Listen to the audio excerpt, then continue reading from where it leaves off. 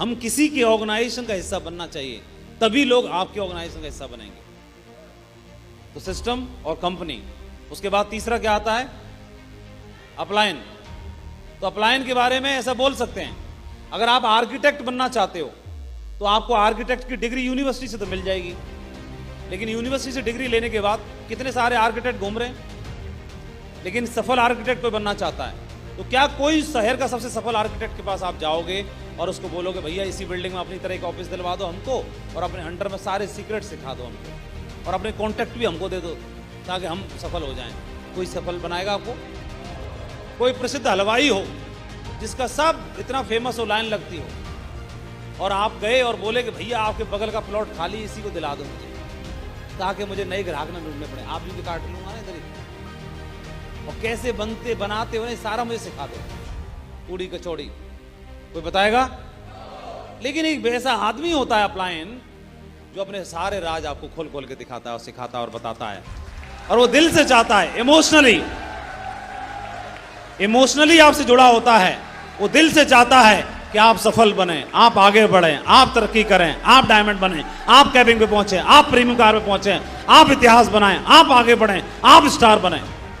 इस बात के लिए बोलता है। फिर कोरा दिखावा नहीं है। दिखावा क्यों नहीं है?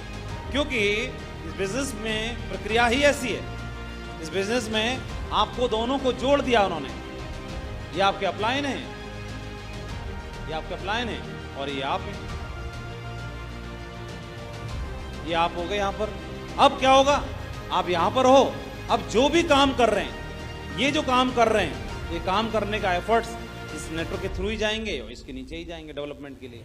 इनकी सोच, विचार, आचार विचार, प्रयास, एफर्ट्स, सब कुछ, प्रेयर, प्रार्थना, भगवान से जो कुछ है वो इन दोनों को बढ़ाने के लिए लगेगी।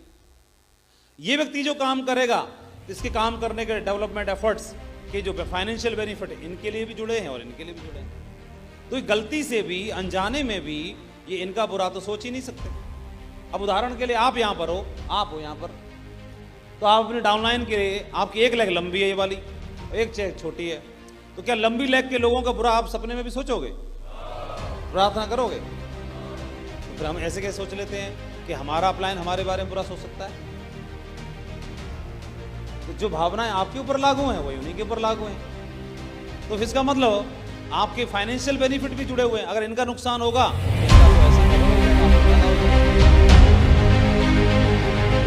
अब फिर समझ में नहीं आता इन दोनों की बॉन्डिंग क्यों नहीं हो पाती, इसकी और इसकी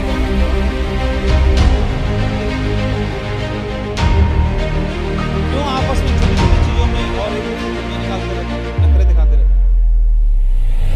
चलना दोनों को साथ है, इसमें चाहते थे किसी की और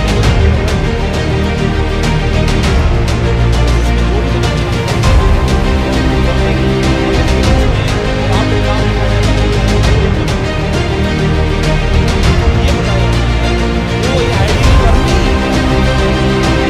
दो सेंटर हैं आपके राइट में, व्यापार सेंटर हो गया, एक दोनों व्यापार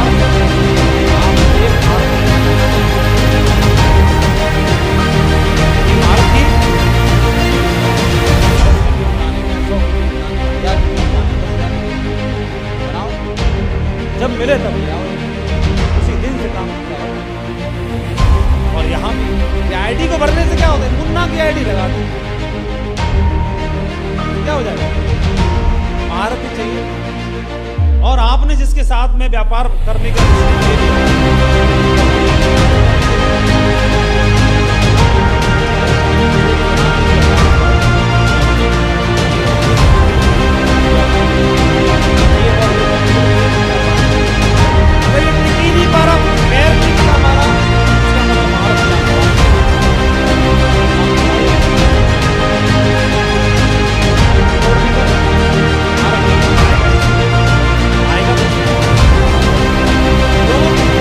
कोई